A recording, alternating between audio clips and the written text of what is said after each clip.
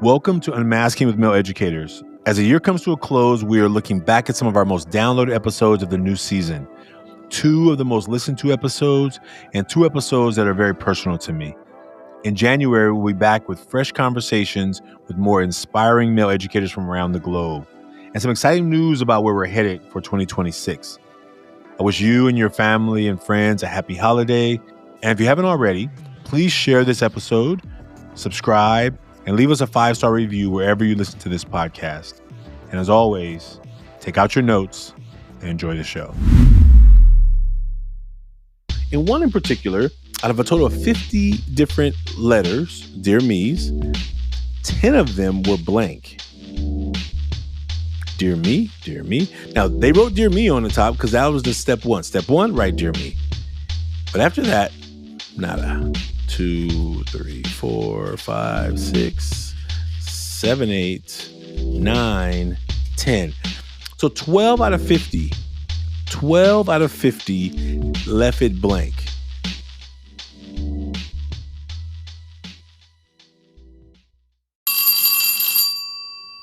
Hey, what's up, folks? Welcome to Unmasking with Male Educators. This is Ashanti Branch here. And today I'm going to be solo in this episode. I have a couple of things I want to just talk about that we've seen so far in the first 2 weeks of school. And I think I want to just bring us along a journey of communicating around what we believe we need to do in school right now, today. And it doesn't take a whole lot of prep to do. And I think the work that we're trying to support educators and administrators and school site-specific administrators. We're talking about those who are in the building, and we're talking about those who are in the main office, front offices, what they can be doing to take proactive approaches towards well-being of students. Now, for those who have not been here a long time, this podcast started as Taking Off the Mask. It was a place for men of all ages and backgrounds to come together to talk about these masks we wear. In this current season, we're talking to male educators because we know that there's such a need for not only having male educators present in schools, but we also know that there's a lack of them. We definitely have more in the high school level, usually because PE and sports kind of balance, makes the numbers go higher. But in middle school, those numbers shrink. And even though PE and some sports are happening in middle school, as you get to elementary school, it's even less. So I just want to point out a couple of things that we've seen so far. We go into schools and do workshops called Taking Off the Mask. I don't know how many times I'm normally interviewing folks. I don't know how many times I've talked to you about kind of the work we do in schools, but I want to just get you a overview so you can kind of understand what I'm going to be talking about. The workshops are called Unmasking Healthy Relationships. Sometimes they're called Taking Off the Mask. It's the same workshop, but it's really about what is happening behind what we can see with our students. Are we talking about as students are right now in the classroom, as students right now are showing up to school, we're hitting that September. I don't know depending on where you are in the world, where you are in the country, it's probably getting either warmer, more humid, it's about to get cooler. Whatever your temperature change happens in the fall, we know here, what we experience here in California is that we get a heat wave. And sometimes we get a heat wave in September, and then, there's no holiday. Today is a holiday, right? Today, if we're thinking about, the first week of September, there's that one day, there's Labor Day, and then there's no break until usually Veterans Day, and depending on how schools celebrate that, and then not till Thanksgiving. So there's about to be this long stretch between now and when students get a break. Now, when students get a break, we can pretty much be sure that those teachers also need a break. And what we're going to experience, and what we've also seen in the first couple of weeks, some students came back to school ready to go. Some students came back to school and they're just like, we're back, yo. We're back already. How did this happen? How do we get back in school already? I thought I just left. And we have all those students in the same building at the same time, experiencing school very differently. So one of the things I want to talk about in terms of our workshops is Unmasking healthy relationships really takes young people and students or adults even on a journey of recognizing that if I want to begin building a healthier relationship with people around me, and maybe even with my own self, I need to have a place to talk about the things that are going on with me for real. Like talking about the true things that are going on with me, not just the easy answers of what's going on and how am I doing and how are you and those easy responses we give to maybe the general world. Do we have at least one person we can get real with? And I think that is a big piece of what we're trying to do and we want to help educators do. I have been naming and I've been really trying to do a delicate balance between what I am trying to do with educators and how do I talk about these bigger picture items. Last year there was a school who was struggling with their freshmen. They were struggling. The teachers knew they were struggling. The administrators also knew they were struggling. And yet, even though we were making progress to bring the work to that school, they did nothing. And sadly, there were unfortunate things that happened that year in that school. And I don't try and create a causation that because they didn't do this work that they had this tragedy happen. But I am naming that we as educators who are in the classroom every day, I say we, I'm not in the classroom every day anymore, but I still consider myself very much a teacher. I'm in schools all over and I'm regularly watching what I see going on. Even when I come in as a presenter, just kind of from the outside in, it is so important that as educators are naming for our administrators, hey, we're seeing these kind of behaviors, we're seeing these kind of things that we don't take it lightly. We have already seen, sadly, school shootings this year. Now I put an S on there because I only know about one, and let's hope there's only one. But what we've seen over and over again is that this kind of thing is happening. And I think that in some of the cases, you could say, well, there's no way to stop that thing. And what I'm trying to do for the work that we do in the schools is how do you make sure you provide those students with the general, the specific, the how are you doing wellness behavior on campus, whether it's through a SEL program, whether it's through regular advisory check-ins, somewhere on that campus, those students need to just know that they're seen, that they're being heard, and that somebody's at least doing their best to try and understand them. And so I want to talk about one school from last week because in the past week, so 2 weeks of school is when we've started our workshop. We started our workshops 2 weeks ago. First workshop was on a Friday. And then the following week, we had, I think, 4 workshops that week. Okay. So we had, look at the numbers here. We had in high school, we had 2 high school assemblies and then 1 high school staff development. And then we had 1 middle school assembly and then 1 middle school staff development. And then we had a pop-up at a college. And also in the mail, we received a package from North Carolina, a state correctional institution where a brother by the name of Gregory Robinson Jr. Has been making masks with men who are there with him. And it's been really meaningful and powerful. We've been communicating. He is trying to do something good in the world. And so on all levels of where we're seeing these masks be made, and if I speak to one of the middle schools, it was a 5th, 6th, 7th, and 8th. So you can even say there were some elementary school students in there. But for the most part, middle school, high school, college, and also out in the world. Adults, meaning adults who have careers and jobs, educators. And then we have masks that came in from the correctional institution. And so one of the things I want to point out from one of the high school groups is in the beginning of our workshops, what ends up happening is that I'm trying to paint a picture for students of what I believe is going to help them buy into doing this really simple task that I'm asking them to do. Now, we try lots of different things. This past week, I tried some new creative briberies, social bribery of getting students to participate. And actually, I probably wouldn't call it social bribery. It probably was just a bribe, right? But the student didn't know. The student didn't know that there was a prize coming at the end, but he volunteered. And he came up, and we read the school pledge together. And one thing that was really beautiful in that school pledge was that I recognized that I believe so many of those students wanted to get up. Like I could see it in their eyes. Like I could see it in their eyes that some of them wanted to raise their hand, but there was almost like a weight that was locked onto their elbow that kept their elbow on their lap and their hand down.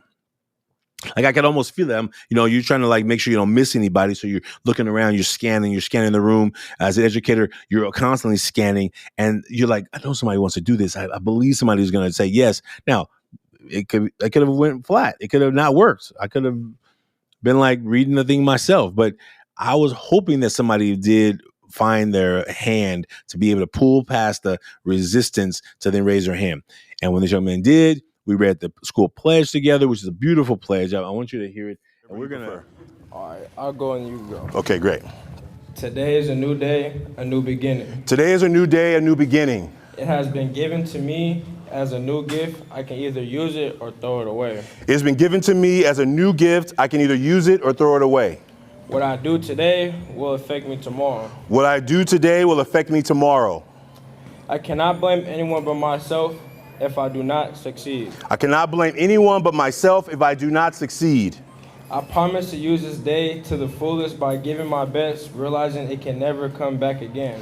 I promise to use this day to the fullest by giving my best, realizing it can never come back again. This is my life, and I choose to make it a success. This is my life, and I choose to make it a success. Can we give this young man a hand? Yeah. Good stuff, brother. Good stuff. And so after that, my goal was like get them to say, I'm going to just try something today. I may not have wanted to be here today. I may have other things I want to be doing today. I may have been forced to be here today. Whatever the reason and whatever they found, wherever they find themselves, I wanted to encourage them to just give their best. And I think when you give your best, there's something can come out of it. If you don't give your best, then the person who's watching you or who's instructing you may not even think that you're present because your energy level is going to be off. And so one of the workshops we did in one of the high schools, I noticed in the first activity I have them do, the first activity is to write a one sentence letter that says, "Dear me." It starts with "Dear me." The Dear Me activity is actually pretty basic. If I walk you through it like I was talking to the students, but if you are doing this with the students, the ask is that we ask students to write a letter of what are the things that you say to yourself about yourself. What are the most common language that you and words that you're using in your mind about yourself? And so what I really try and do with that activity is because it's Dear Me, it's about myself. Now, after they do the activity, I collect them. I don't read them. I just put them on the side because what I'm trying to do in that moment is get students to realize that there are a lot of thoughts that are already happening without anybody influencing their thoughts. Now, maybe their thoughts are often very positive. Maybe their thoughts and their ideas and their self-talk skews positive. And sometimes the self-talk doesn't. Maybe it skews negative. And what I say to them is, hey, I hope that you are really kind to yourself. I hope that you're really nice to you. I hope you're like your best friend first before anybody else can be your best friend. I want to tell you, and I always tell them about me, and I say, sometimes I will read my own, or sometimes I will say, I'm probably my meanest friend. And I try to make it really real. Like I tell them that I don't have people in my life who talk to me the way I talk to me. And what I'm trying to get them to do in the moment is just realize that no one knows what they're saying to themselves on the inside. If you're saying negative things to yourself, you may also spill those negative things out to others because you have a internal language that pulls towards negative. One school in particular, there was 50 of us.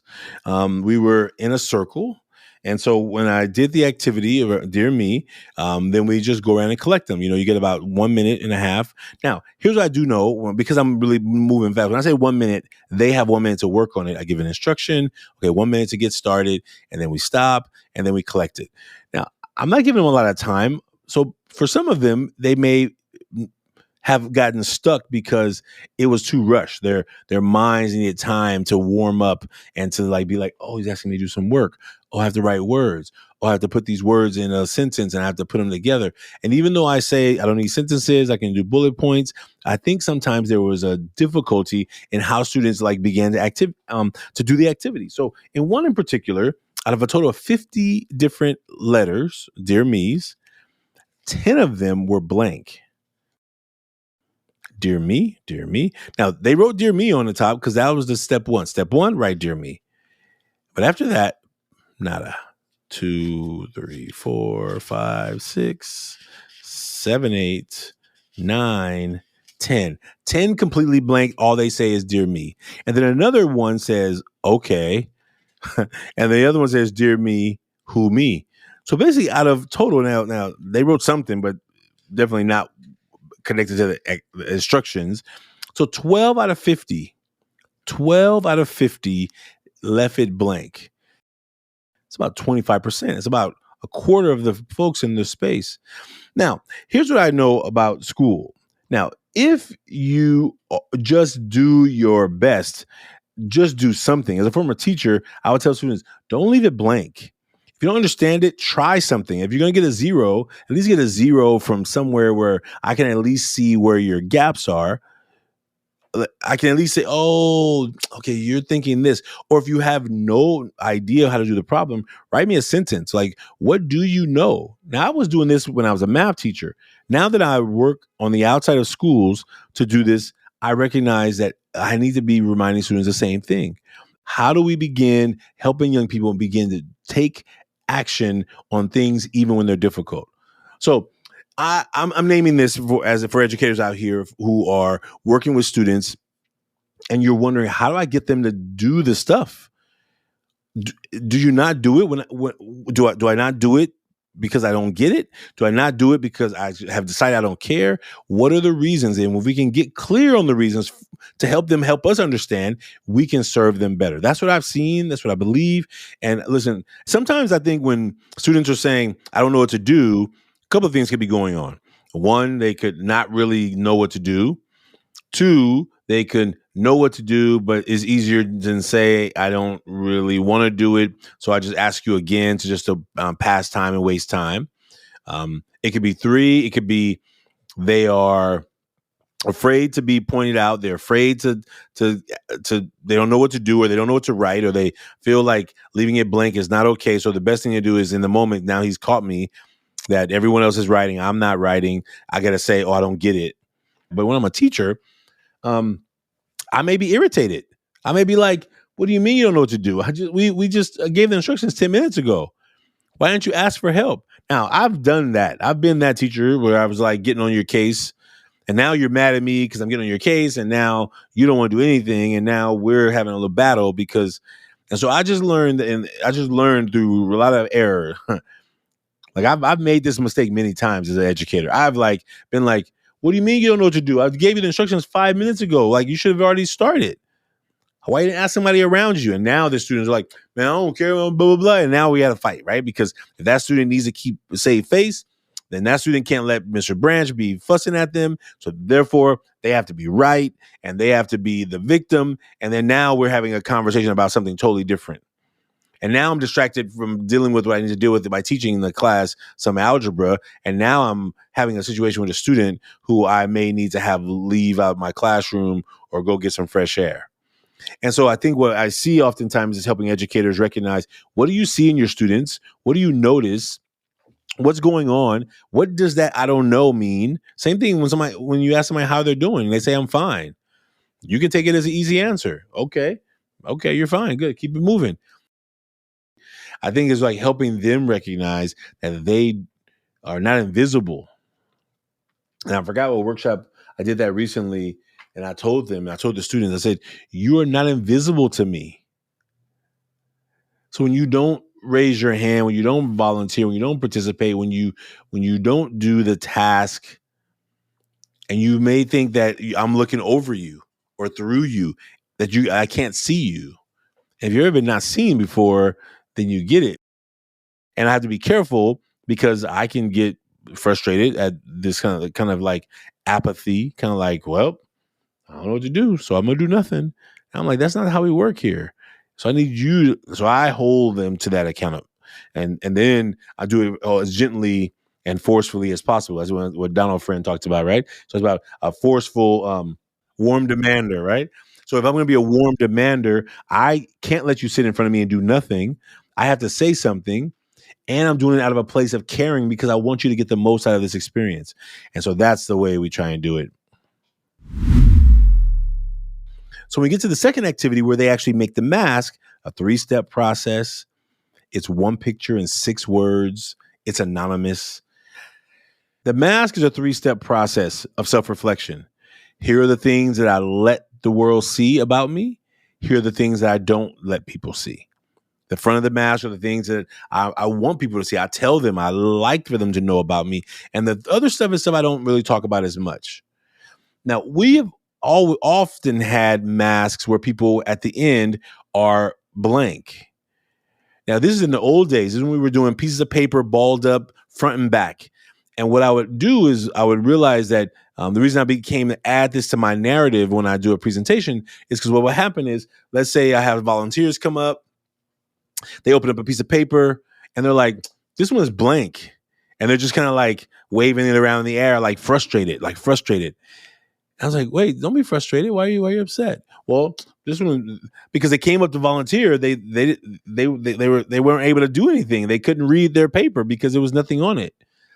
And so I began to, before they read the cards out, I began to say, listen, I don't know what's on the paper you got. I don't know what's on the card that you have, but I want to let you know whatever's on there is exactly what's supposed to be on there.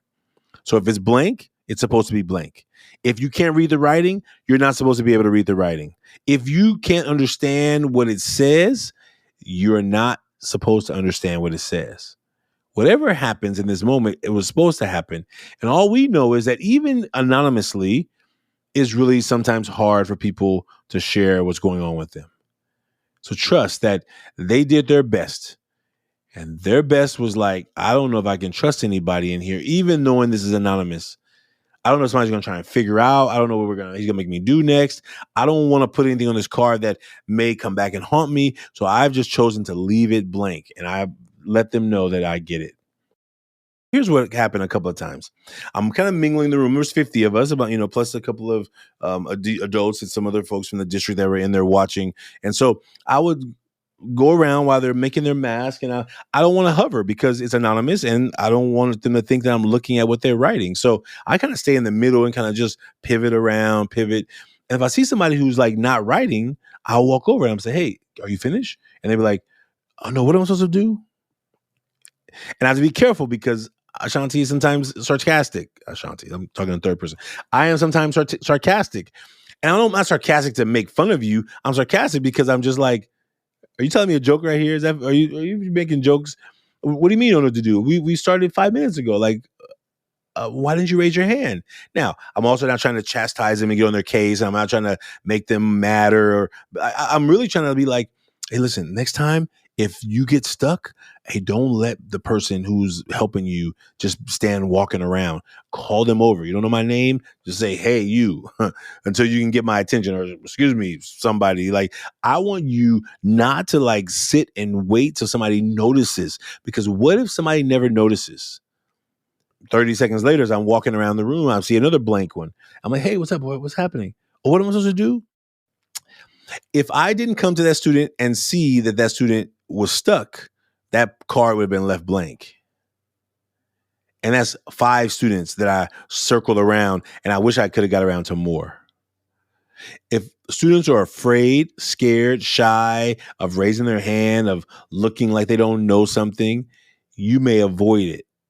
And if you avoid it, you will find yourself kind of getting stuck in the middle.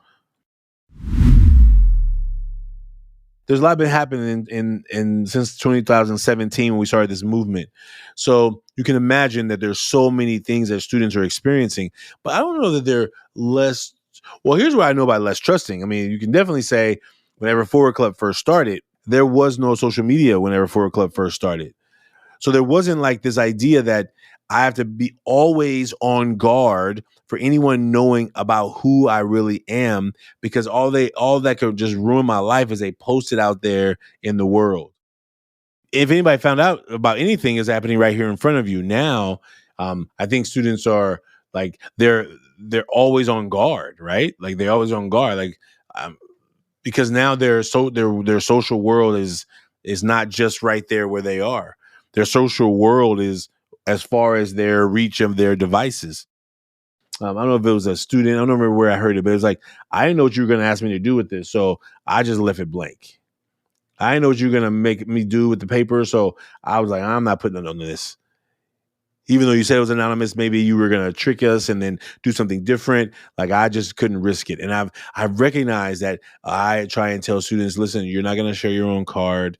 And I try not to tell too many things that was going to happen next, because I want to also keep the seriousness of the moment. But ultimately, what we know is that even in an anonymous setting where you have a task that is 3 steps, 3 words, students can find that very challenging. We are on a mission right now. We are getting close to serving our 100,000th person. Is that a word with a TH? Our 100,000th person.